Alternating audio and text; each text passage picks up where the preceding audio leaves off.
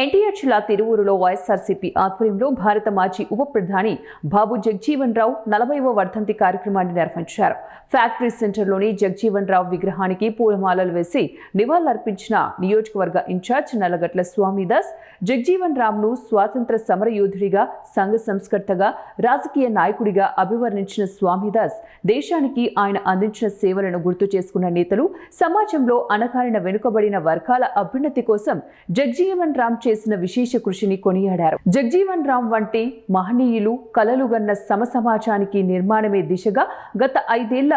అవిశ్రాంతంగా కృషి చేశారు. వైఎస్ జగన్ నవరత్నాలు సహా వివిధ సంక్షేమ పథకాల ద్వారా పేద, బలహీన, అణగారిన వర్గాల ప్రజలకు అండగా నిలిచిన జగన్ ప్రభుత్వం సామాజిక న్యాయం, సమానత్వమే దిశగా తమ వైసీపీ ప్రభుత్వం చేపట్టిన చర్యలను నల్లగట్ల స్వామిదాస్ వివరించారు. అనేక శాఖలు 30 సంవత్సరాల కేంద్ర క్యాబినెట్లో ఉండి భారత ఉప ప్రధాని స్థాయికి చేరుకున్నటువంటి వ్యక్తిగా, దళిత అట్టడుగు వర్గం నుంచి వచ్చి హిందూ కాలేజీ బెనారస్ హిందూ విద్యాలయం నుంచి BSc పట్టా పొంది ఆ తర్వాత ఆయన అనేక రకాలుగా తన యొక్క రాజకీయ ప్రస్థానాన్ని కొనసాగించి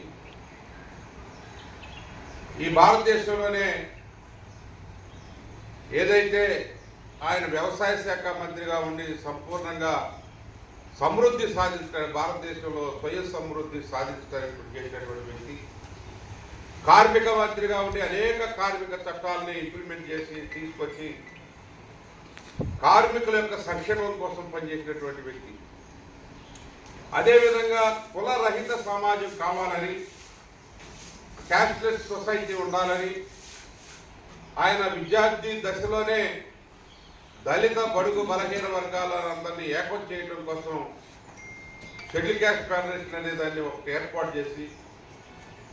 తర్వాత సమతా మూవ్మెంట్ అనే దాన్ని తీసుకొచ్చి సమతా వాలంటీర్స్ని తయారు చేసినటువంటి వ్యక్తి బాబు జగజ్జీవన్ రామ్ గారు. బాబు జగజ్జీవన్ రామ్ గారు అదేవిధంగా డాక్టర్ బాబాసాహెబ్ అంబేద్కర్ గారు ఈ భారత సమాజంలో అట్టడుగు వర్గాల నుంచి వచ్చి అత్యున్నత స్థాయికి భారతదేశంలో ఎదిగినటువంటి వ్యక్తులు. ఈరోజు వైఎస్ఆర్ కాంగ్రెస్ పార్టీ వారి ఆశయాల సాధన కోసం మా నాయకుడు జగన్మోహన్ రెడ్డి గారు, బాబు జగజ్జీవన్ రామ్ గారు ఏదైతే సమతా నినాదం ఇచ్చారో ఆ సమతా నినాదానికి కట్టుబడి ఉండి సమత సాధించడం కోసం, అట్టడుగు వర్గాల అభివృద్ధి కోసం సంక్షేమ పథకాలు అనేకం ప్రవేశపెట్టి భారతదేశంలోనే మంచి సంక్షేమ రాష్ట్రంగా, సంక్షేమ రాజ్యంగా ఆయన పరిపాలించిన 5 సంవత్సరాలు కూడా పేద ప్రజల అభ్యున్నతికి DBT అనే డైరెక్ట్ బెనిఫిట్ ట్రాన్స్ఫర్ ద్వారా పేదల ఇళ్లలో 2,73,000 కోట్లు ఆయన డైరెక్ట్గా మధ్యవర్తి లేకుండా, దళారీ లేకుండా, కులరహితంగా, మతరహితంగా ఏదైతే పేదలు ఉన్నారో ఆ పేదల అభ్యున్నతికి ఆ యొక్క డైరెక్ట్ బెనిఫిట్ ట్రాన్స్ఫర్ని చేసినటువంటి వ్యక్తి భారతదేశంలో ఎవరు లేరు.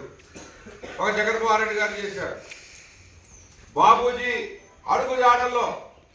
బాబూజీ కలలుగన్నటువంటి, బాబు జగజ్జీవన్ రావు కలలుగన్నటువంటి మరి ఆయన సమత సాధన కోసం ఈరోజు వైఎస్ఆర్ కాంగ్రెస్ పార్టీ జగన్మోహన్ రెడ్డి గారి నాయకత్వంలో కట్టుబడి ఉన్నామని చెప్పి ఆయన ఆశయాలు ముందుకు కొనసాగిస్తాం.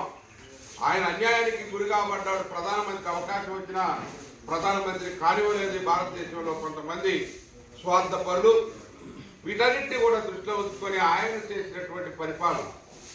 ఆయన ఇచ్చినటువంటి, ఆయన చూపించినటువంటి బాట సంక్షేమ రాజ్యం, పేదల గురించి, కార్మికుల గురించి, కర్షకుల గురించి ఆయన వ్యవసాయ శాఖ మంత్రిగా, కార్మిక మంత్రిగా, రైల్వే మంత్రిగా